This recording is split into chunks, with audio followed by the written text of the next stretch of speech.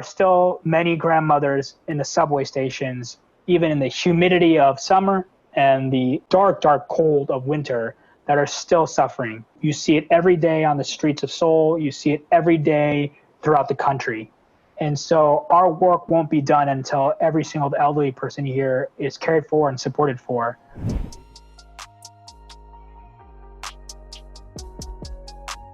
Welcome, Mike. Thank you for taking the time to share with us what you're working on at Korea Legacy. During the last 6 months throughout COVID, I know a lot of people have been sheltering in place, but that's not what you've been doing. You have gone out there to change lives, to feed people, and to really take on the challenges that are now being surfaced more starkly than ever with your purpose-driven initiative and also your team. Can you tell us kind of a little bit about why you started Korea Legacy? Yeah, absolutely. Well, first of all, thank you so much for having me on the show. I'm super excited to connect with you and to share kind of the story of the Korea Legacy Committee. So I guess it really started 6 years ago when I first moved to Korea. I'm born and raised in the Bay Area, and I moved to Korea. It was the first time I've ever lived here. I'd only visited here maybe 3 or 4 times in my entire life. But there was a deep desire to connect with my roots and to come home in a sense. And, philanthropy is a huge part of my life, giving back to the community. It's always something my parents preached to me and my family has participated in. So when I moved to Korea, there was no grand plan to start the Korea Legacy Committee. It just started out as, to be honest with you, I moved in the winter of Korea, so a Bay Area kid in winter. And I was freezing in very, very thick winter clothes. And I remember vividly there was a grandmother, very, very old elderly woman, sitting on a piece of cardboard at a subway station. And we're talking December in Seoul, which is freezing. And she had not packs of gum, but just sticks of gum to sell. And that vivid image was just kind of implanted into my head. And I kept thinking about her, and I started doing research on why someone of that age or anyone in such a developed country would have to endure something like that. And it turns out that Korea actually has the highest level of elderly poverty in the world. 48.6, nearly 50% of the elderly in this country live below the poverty line, which is staggering. So 1 out of 2 senior citizens you see on the road here throughout the country are living in really, really harsh conditions. And so that really hit me. And so, I can't read and research something like that and not do anything. And so it really just started me asking friends, hey, where can I start to volunteer? I want to give back some of my time on the weekends. And, there were a couple soup kitchens, and I started doing that. And then the thing that they needed most was more young people. People just don't, it's hard to wake up on a Saturday morning at 8 and say, hey, what do I want to do? I want to spend 3 hours cooking meals and doing, volunteer service. But they needed more people. So I started to recruit friends to come with me. And, basically from that, long story short, we realized a huge need to serve the senior citizens community. So we started, I put together a team of 6, 7 close friends. We're called the Korea Legacy Committee, which is actually a branch off of what I had started in San Francisco, which was the Glide Legacy Committee. And for those who don't know, the Glide Foundation in San Francisco is, I think, the largest nonprofit there that serves around 3,000 to 4,000 meals a day. It was in that Will Smith movie, Pursuit of Happiness. You might have seen it, where Will Smith was trying to get in line to a meal kitchen. That was the Glide Foundation. It's from there that I learned the power of giving back. And so when I came to Korea, I said, hey. Glide too. So nice. Amazing. Yeah. Time there. I was working like a couple blocks away from Glide, and, our team went in there to volunteer, and it is, you're right, an inspiration. It homelessness changed my life. And being able to feed people, it's really just the tip of an iceberg of a much bigger systemic issue. And until you research into it and really understand what's happening and why is it happening, you can't really help fix the problem. Yeah, and I remember the leader there, Reverend Cecil Williams, who's kind of an icon. I remember, I forget where, but he was talking to a group of young people and someone asked him a question and said, hey, you know, is meals really enough? There's so many other issues, drug abuse, family abuse, and, you guys are doing meals. Is that really worth it? And I'll never forget his answer. He said, and as you pointed out to it, it's the tip of the iceberg, but he says, it's the most basic need. You could take someone who's a billionaire, don't feed him for a week and see what his tenure would be, what his attitude would be like. Everyone needs a meal to then, as a base, to be able to start to do other things, to move on and to grow and to come out of where they want to. And so you can't reach for the stars without a starting space. And that is having a warm meal in your stomach, not feeling that hunger and the pain, so you can move on to number 2, number 3, number 4 of the things on your task list. So that's the thing that stuck with me. And now it's 6 years we're running. Oh, no, our 5th year anniversary is coming up in October, and then starting next year, it's 6 years that the Korea Legacy Committee has been going on in Korea. How does it work on like a week-by-week basis? You talked a bit about cooking for 3 hours on the weekend and then distributing the food. So tell us about like the process of feeding elderly. How does it work? Yeah, so what we do is every quarter, every 3 months, we usually host some kind of charity event. And it's usually just something fun that young people want to go to. So it could be, a charity party, a rooftop party, it could be a gala party, it could be a bowling event. What we do is every 2 to 3 months, we try to put together some type of event where young people come out, they have a good time, they pay a ticket price, and that's the money that we use. And so we take that money then and we either donate it to an organization where we buy the ingredients for the meals. And then what we do is once a month, we go in and bring in around 30, 40 volunteers, and we just get to work. So we're cooking the meals, making the rice. It could be the meals are different. We work with different various centers because they have big kitchens. And then after the meal prep is done, then we serve. And so that can be close to 1,000 elderly in 2 hours. And so that's what we did for the first few years. And then the pandemic hit. And actually the pandemic shut down the kitchens.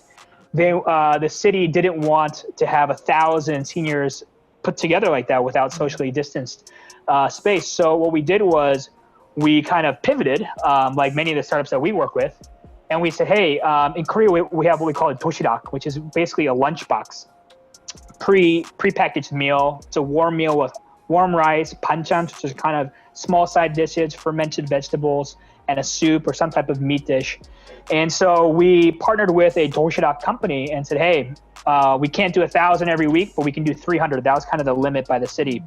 And so once March and the pandemic hit, every week we've been giving out around 300 to 500 doshiraks a weekend. And it's been amazing to see the turnout of young people coming out to donate their time and their efforts. And it's really snowballed. That sounds amazing. To be able to pivot during a pandemic and turn what was a problem that would halt all kinds of like food banks into an opportunity. I also noticed your campaign on TikTok. Could you share a bit about it? Because I don't read Korean, but I see it on IG and I'm like, something's happening on TikTok. I wonder how Mike is building up the movement there. Yeah, what's really cool is, many people could say many things about social media, but the one thing is that it really does help you spread the message.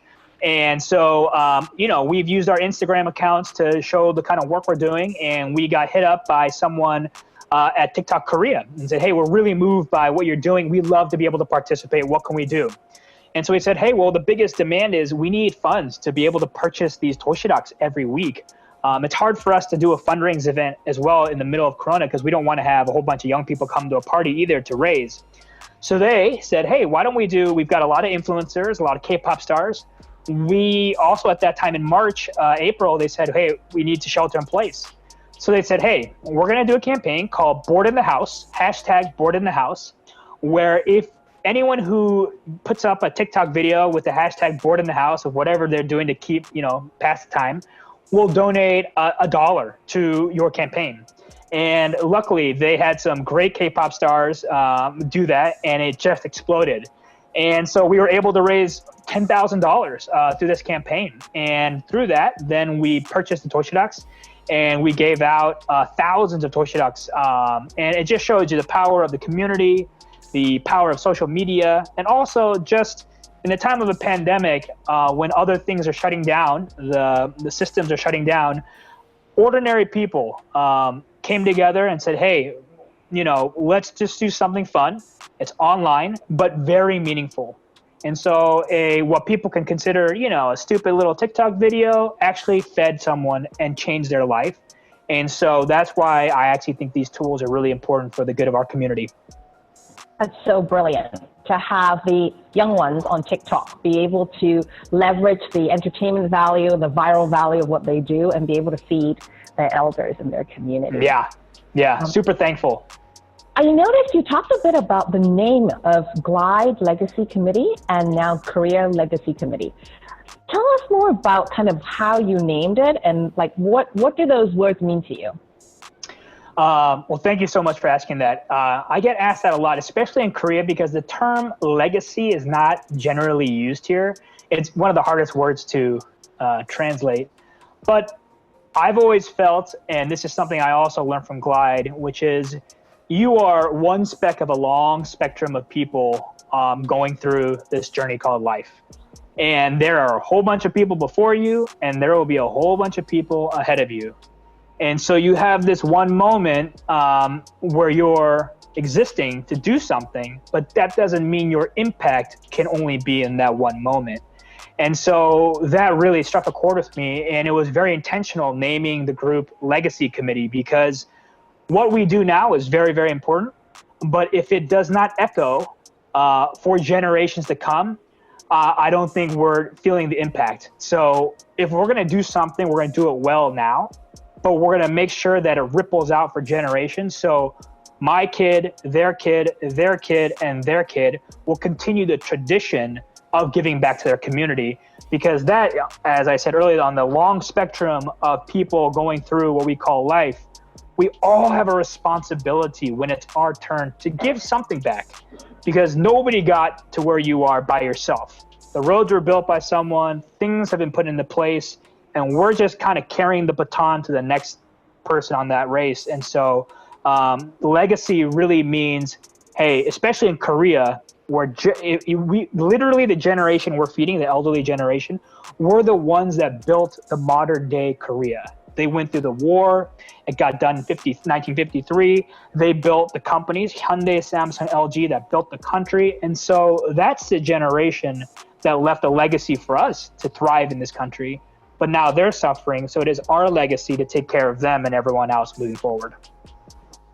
I love that. I love the philosophy of it. And I think it's also an idea that's very transferable, right? Whether it's Glide, whether it's Korea.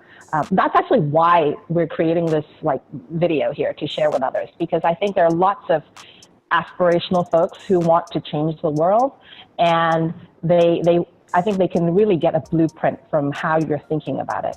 So the committee piece, how do you recruit folks to join the committee? What do you look for in people, and how have you guys bonded together to create? Yeah. So I think when you build any team, the leader has to be the most honest about what they don't do and what they can't do and what their weakness is. And that's hard for folks because all you're doing is thinking about what you're not good at. But I think when building a team or a startup or anything, the leader, whoever is going to start this movement or put together something, has to be the most real and the most honest about what they actually lack. And when I think about the things I can't do and what I'm not good at is where I start to think of, okay, who can I recruit? I don't really know social media, to be very honest with you. I'm not good at it. But I know I have friends who are. I am not very connected with the big businesses in this country. I just moved here 5 years ago. So there are people who have those relationships and are really good at partnerships. There are some folks who are really good with numbers and finance. I am terrible with that.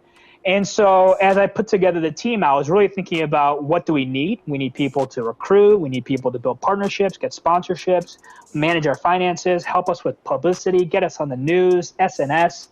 And so I started to find friends, though. I knew friends that had those skills. And so the original team was just building what I call kind of like the X-Men. You know, you can't have 10 Wolverines. You need only one. But then you need a Storm, you need a Xavier, you need a Gambit. And so as I put together the team, I was just thinking about the ultimate X-Men team with every talent to go approach this program. And that's how we built the committee. That sounds amazing. I think, you know, you're right. The team is always not about one A-star player, but everybody bringing on something that they can bring to the table that others can't. Looking back in the last few years with your team, was there a time when it was more challenging or even so challenging that maybe you guys thought about giving up? And how did you guys get past those challenges? Yeah, I mean, I'm not going to lie. It's been a 5-year journey, an adventure, but it's also every day an uphill climb. Building a movement, and our goal really is to build the largest youth movement, a philanthropic movement in the country. That's a pretty big goal, and you're not going to get there overnight. You won't even get there in a decade, actually. And so when you intentionally say we're setting up on a course that is literally every step is uphill, there's no downhill, there's no glide, there's no smooth sailing here.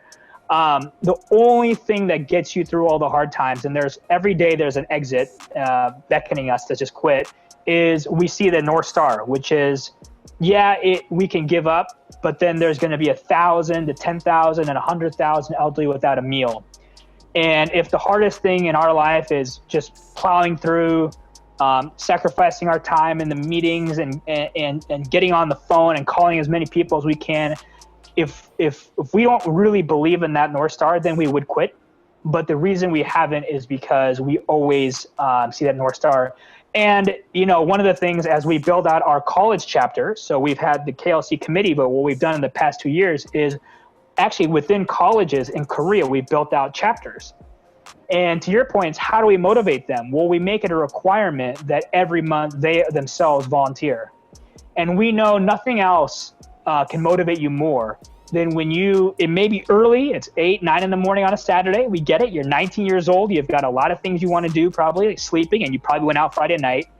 But when you get out there Saturday morning and you see the faces of the people online, and then they say thank you, and they're so grateful for that one meal, you don't need to motivate anyone. And so as I think it's always hard to do big things in life. And the only way to stay committed is you have to really believe in the purpose and the North Star. And that's how we stay committed. Like you said, the big thing, right? I think, you know, in this day and age, everybody's thinking, you know, how can I use technology to press a button and like change the world? But what you guys are doing is packing a lunchbox, packing 5,000 lunchbox and handing them out one at a time. That's the kind of human contact that we need in order to get through, everything that's happening. Could you maybe step through a little bit more about a day in the life of volunteering at Career Legacy Committee? Saturday morning, is that where it begins, Saturday morning? Yeah, so Saturday morning, we usually have a crew of about 30, 40 folks. They all show up at around 9:30, 10 in the morning. And so what's amazing is we had people not just come from Seoul, we've had people come from 3 or 4 hours away. Some people take the KTX, which is a high-speed train, meaning they're coming pretty far. And so they'll all gather. And then what we first have to do is meal prep. So it means putting together, so we have all the ingredients that we have sourced out, sometimes from sponsorships or that we purchased through money we've raised. And then it's all about making sure that we package the toshirak, the meal. So it always comes with warm rice, some banchan, some side dishes, usually a meat dish and a soup, and then some kind of bread and usually milk or water. And so for about, an hour and a half, 2 hours, depending on how many volunteers we have, if we're shorthanded and it takes longer, we're packaging up these lunch meals. And if you look at our pictures, you will have 500, 600 of these. And it's pretty amazing. It's just a huge chain of folks working together. Someone scoops the rice, someone scoops the kimchi, puts it together, packs it, puts the bread in, puts the water, puts it in a plastic bag, and it's a train here. And then we take these to where we're going to serve. And so usually the line starts to form some as early as 7 in the morning. So even though we won't start serving till around 10:30, 11, folks, the elderly will start to wait in line because they know this is the meal they need. And so then we will have stations, and actually to make sure that people are socially distanced, sometimes we do it in a parking lot, and you'll actually see where each one is seated 6 feet apart in a parking lot. And so when it's time, they will slowly start to come through our table, and we'll hand them a meal. Sometimes if we have extra stuff, maybe like clothes, they will get a meal and then head to another station where there's extra clothes for them to take, which has been donated. And then they go on their way. And so that takes another 2.5, 3 hours to distribute the meals, just because everyone's socially distanced. And for many, this is the only meal they get. This is their one meal of the day. Actually, I've also heard some folks say that this is the meal that they have for 2 days. So they will split the rice in half and only eat a little bit because that's what they're going to eat tomorrow, which breaks my heart because this is one meal. They should be fed this 3 times a day, but that's how big this crisis is. Heartbreaking, but at the same time, equally inspirational, because if you're not out there, nobody's out there. So I really respect all the micro innovations as well, right? I think a lot of times when people think of NGOs and they think of people volunteering, they think, oh, it's just one to a few. But when you do one to many of anything, you really have to be innovative, and you have to pivot, and you have to find new ways to do old things. I mean, just when everybody's trying to stay at home and order in and Zoom and play games, and what you're doing is, hey, how are we going to social distance in the parking lot to deliver hundreds of meals within the next hour? I'm curious about the elderly. So number one, how do they know about you guys? How do they know where they're supposed to be? Do they get a ticket when they line up? How do they actually get on this roster here? Yeah, that's a great question. A lot of folks ask. So throughout the city and throughout the country, there are small centers that are soup kitchens that will do this. Now, the larger ones have all been shut down since March because of they can't. The city and the country doesn't want 1,000 to 2,000 elderly gathering, and I can understand that. So there are very, very small organizations kind of littered throughout the city and throughout the country. And so the elderly have known that they should go to these spaces. And usually what they do is they'll get a piece of bread and a milk, and that's it. And so we've come in and worked with these local organizations that already have the lines, and then we're providing them with a sufficient meal. So the first time we did it, I think the word got out that if you go to this particular center, you're not just getting a piece of bread and milk, you're getting a meal. And then it really started to explode, word of mouth. You could see them enjoying the toshirak, and then the demand grew as well. So we've had to step up our efforts to get as many toshiraks going as well, do fundraising campaigns online to raise more money, and so forth. And we've had to be innovative in how we do this because we've also want to be safe with the pandemic. So every week it's a new challenge, but 100% of the credit goes to our team, who I just say, this is a generation of young activists who won't give up. And we wouldn't be where we are without the team. The team really stepped up, and they inspire me. Incredible work. Another stakeholder I'm curious about to make all this magic happen. The sponsors, the corporates, the donors. What are they like? What do they think about when they hear about this initiative? And how do you manage to get them to give you the resources they have? Yeah, so that's the biggest challenge. I grew up in the United States, and there is kind of a culture of asking, or large corporates make donations, and there's kind of this, even large corporations have philanthropic teams. In Korea, I would say it's a little different. It's not that they don't have a philanthropic giving arm, but the idea of getting sponsorships and especially giving it to such a small organization like us is pretty rare. And so, like anything in life, it's all about relationships. And over the years, our team has just built strong relationships with folks all over. A good example is the Toshirak company. this Toshida company didn't have to support us or didn't have to give us a major discount on that, but we built a relationship with them day at a time, month at a time. And the most important thing is we're just honest. We tell them the story of what we're doing. And we say, we need your help to make a difference in our community. Do you want to help feed, 5,000 elderly? I think when people approach sponsorships, they think of, I want to ask people for money. We've never asked people for money. We ask people if they want to join a movement. We ask people if they want to feed somebody. And it's different when you ask somebody for $10. You say, do you want to feed 2-3 people? Most people will say, $10? I don't know. Maybe next month. Say, hey, there are 3 people starving. Do you want to serve them together? And I would say my personal feeling and how I feel about most things is that people have a sense of duty and their heart leans the right way. And so when we think of sponsorships, I'm really just building a relationship with people who I say, do you want to help feed people? Do you want to help feed the people who built our country? Do you want to help feed folks so that they don't starve to death on the road?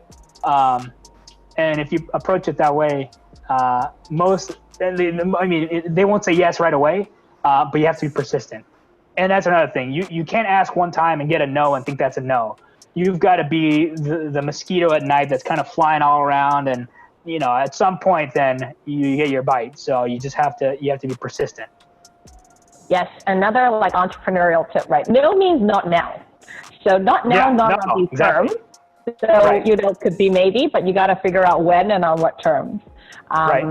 And I couldn't agree with you more in terms of being honest. And I think that part social media does as well. It creates this transparency, right? For every dollar that people donate, for every box or every kind of food item they donate to you, they can see it.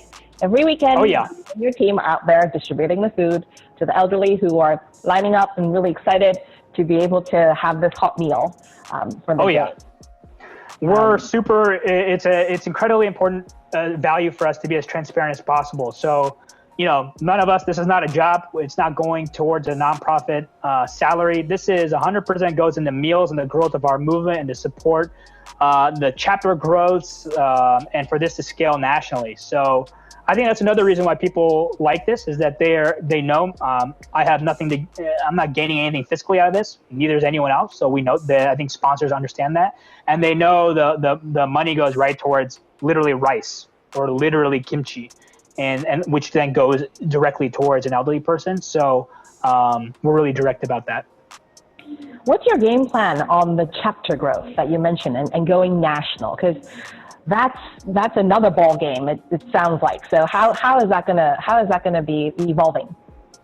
I'm super excited about this because the reason at a very high level, honestly, just even if we're taking KLC and taking it out more high level, is the reason why I want to be in Seoul and the reason why I love living in Korea and being here is because I so believe in this next generation of young Koreans. They are, I think personally, the most creative, hardworking, forward-thinking, global generations Korea's ever had. And so they have big dreams and they really want to make their impression on the country.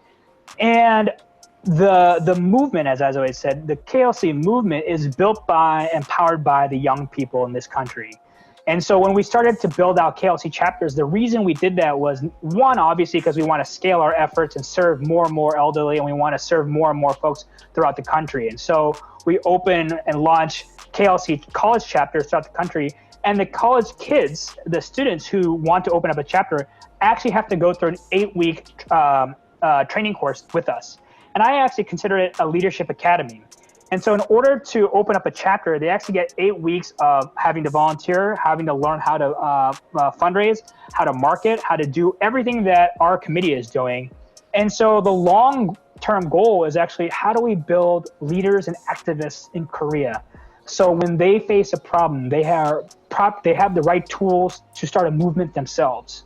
I'm very well aware that maybe not for everyone, their passion is serving the elderly, which is fine. But if through KLC and our KLC college chapters, they come here, they build the tools and the strengths to mobilize and learn how to attack a problem that they want to change in Korea, then that's the ultimate win. That's the movement, a whole generation of young activists saying, hey, I went to the KLC legacy movement.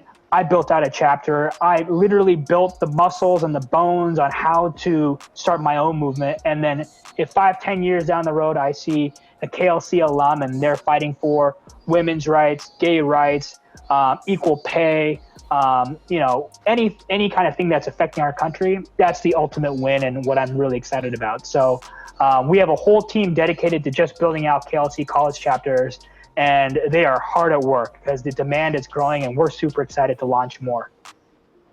And it sounds like that is a very, very big value proposition too for the college students, right? Because it sounds to me like, looking back, volunteering, passing out a lunchbox is one thing I can do, but it's not the only thing I can do.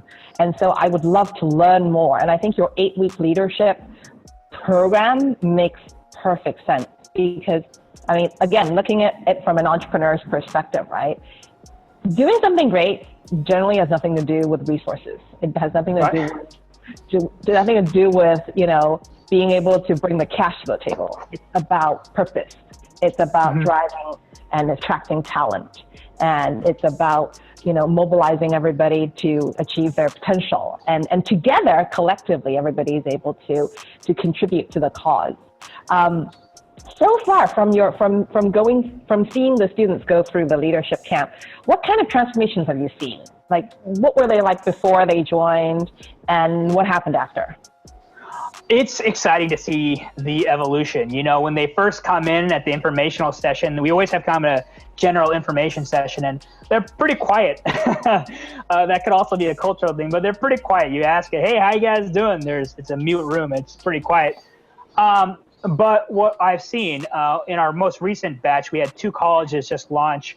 And what happens is when you launch a KLC college chapter and you're official, we assign you an organization where you're in charge of recruiting the volunteers. You're in charge of running that volunteer event on the Saturday morning. And what you saw from the orientation, a quiet person, is now we step back. They're doing the Saturday morning orientation to all the volunteers. They're telling folks what to do, what the roles are for that day. They're explaining what KLC is and what the movement's all about. And they're up there publicly speaking, getting rid of all their fear, and they're mobilizing. And it's just awesome to see because they're excited. I can tell that they're excited because, they're building confidence. They're building lifelong skills. When I sit there sometimes, and I was just saying this to the board yesterday night, we had a meeting, I said, I kind of just tear up a little bit. I'm sitting in the back now. I remember 5 years ago, I used to be kind of standing up there running the volunteer orientations, and I don't do that anymore. It's a 19-year-old from a college, and they're in charge. They're wearing the KLC vest, and they're leading that volunteer event. And it's heartwarming. So that's the win. That is heartwarming to see students who normally are not really encouraged to step up and take ownership of the challenge, and instead perhaps maybe follow the orders of what they're supposed to do. In this case, take the driver's seat and be able to motivate their peers. I think that's a skill set they can use for the rest of their lives. Forever. Yeah. Career Legacy Committee. Yeah, absolutely.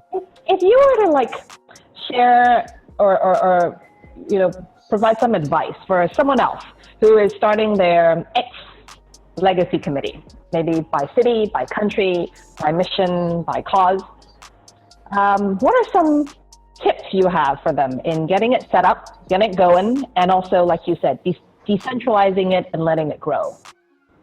I think the biggest thing is actually, first of all, only focus on the local impact. I never, when I first started this 5 years ago, said I want to create, 1,000 college chapters, and I want to partner with TikTok, and I want to raise $100,000 on YouTube. Never said that. All I said was, hey, if this weekend I can get 10 of my friends out, and next month I can get another 10 of my friends out, that was it. I think a lot of times people put the cart before the horse, and they start to say, if I'm going to do this, then it's got to be huge, and I have to have the systems in place, and I got to have a Facebook page, and they do all this stuff to put up a storefront when really the world hasn't told you yet what that is. And so I actually say, if you really want to make an impact, you don't need any of the things I just described. You can literally just take one person yourself, go to the soup kitchen, do a meal, then bring 4 or 5 more folks out, and the world will tell you what you need. And if I had not listened to what the city needed, they said, hey, we need more volunteers, we need more young people, we need people to spread awareness about the elderly poverty. And then that's how we started to say, okay, awareness. So we need someone who can do SNS. Oh, you need volunteers, you need hands on the ground. Okay, I can do that. And that's how we started to build out the Korea Legacy movement. And so I think a lot of times people have these huge ambitions, and when you start like that and you don't hit it, then people feel discouraged. But I would say, rather than trying to have this huge blueprint from the day one, just do enough to get to the next month, and the blueprint will take shape. And a lot of times I feel like people think they need the whole blueprint and 5-year plan. And then obviously it's a 5-year plan, so they won't hit it overnight, and then they get discouraged. Like, it's not working. I'll tell you, there have been plenty of months in the first 2 years where I thought I'd recruit 10 friends, and these are friends. I showed up, 1 showed up. Everyone else slept through. And somehow you have to be motivated, because these are your friends now who didn't show up, to do it again the next month. And so before planning out something grand, just try to, like I said, keep it local, make a daily impact or a monthly impact, and the movement will grow from there. I love that. The minimum viable product from totally, exactly. That's so right. It's the MVP. One customer who really likes it, and then you can scale from That's there right. onward. Everyone thinks that when you look at the MVP, they're like, it's not ready to ship. It's not ready to ship. I want it to be this. I want it to be, I'm trying to model it after the UN. Well, it's not going to get there, and the UN took a decade to build anyway. So you got to start small, and the world will test you. The world will test you on how much you really care about your movement. I'm tested every day. So are the students. They could sleep in on a Saturday morning. Last night, we're in the middle of a pandemic. The board doesn't need to meet for 2-3 hours when they're all working and doing other things. They don't need to do that for 5 years straight every single month. And it's not even that. They have a 3-hour board meeting, and then they have hours of work throughout the week. The world will test you, and they'll say, how much do you really care? And you start to build all these plans out. But if when the world tests you and you say, I don't want to do it, you just put a lot of work into all these systems and Facebook pages and Instagram channels, then you weren't going to follow through. So you have to make sure that you're really committed and then get going. I love the question. How much do you really care? It's that commitment question, right? People who are really driven and really believe in the purpose care so much they're not going to give up. And you quickly filter out everyone else. So, that's the committee part that I think is really valuable in the organization. Totally. I've never met a person that said, I want to be unhealthy. But out of 10 people that said that, I don't know if all 10 go to the gym in the morning. So you say, okay, well, then the world is testing you. You say you don't want to be unhealthy. And then, at 4 or 5 in the morning, you can go easily to the gym or go run, but you didn't. So the world's testing you on how much you really care about having that healthy lifestyle. If you were to start, a new branch for Korea Legacy Committee, what other problem would you be working on? What other opportunity would you be working on? You mean in terms of if it wasn't elderly poverty, what would it be? Or do you mean? If it were feeding elderly on, every week, what else would you be working on to help people? The other big passion of mine is really getting more young people in this country to run for office. I'm sure this is something that happens in many countries and even the U.S. It's not like it's a young Congress. But in Korea particularly, the electeds are old and they're male. And I want to see a fresh batch of diverse young people, especially women, run for office. And in Korea, we just don't see that. There's always an excuse of, you have to come from wealth or a chaebol family to do that. Or, I'm not from that lineage, so I can't do that. Or even if I try, I won't win. And that's not the point. The point is, again, it's not about winning. It's about running because you have something to say about an issue that you're passionate about. And so you run for office. And that muscle hasn't been built yet, I think, in this generation. All the talent is there. Most of the young people I know in Korea, because we're Koreans, are passionate about something in this country. but the tools and the culture of saying, okay, well, my passion, how do I put that to work? How do I go run or mobilize or start a movement or a rally or a demo? And how do I fight the big guy? I think there still needs to be more. So if there was another thing that I was focused on, it'd be trying to get more young people running for office and getting more young people elected, because I think our Congress and our executive branch needs a lot of more young blood, and it's a lot more diversity. We need a lot more women and a lot more voices that haven't been traditionally captured in those halls. That's the thing about change and in a changing world, right? We have to challenge our assumptions. Things that we always thought were the truth, that will forever be. You know, how do we look at it differently? How do we embrace diversity differently? How do we embrace inclusion differently? Just because it's different doesn't necessarily mean it's hard. Just because it's different doesn't mean it's not possible. That's right. Now, my final question is, looking back at the old lady you saw on the street in the winter that you first arrived in Seoul, and the lines of elderly now lining up, you know, with the support of Korea Legacy and getting their hot meal. How do you feel about this process? And you know, if there was one most gratifying moment for you, what was it? Oh man, wow, that's hard. I think there's still a lot of work ahead. I think we're at the very, very beginning of what I think will be a very, very special movement for the country. And I have no doubt that this organization and the young people will leave a historic mark. And I know that kind of sounds grand, but I really do believe that for the decades that come up, this will be the largest youth movement in the country. But I also still feel we're very, very far from what we can achieve. There are still many grandmothers in the subway stations, even in the humidity of summer and the dark, dark cold of winter, that are still suffering. You see it every day on the streets of Seoul. You see it every day throughout the country. And so our work won't be done until every single elderly person here is cared for and supported for.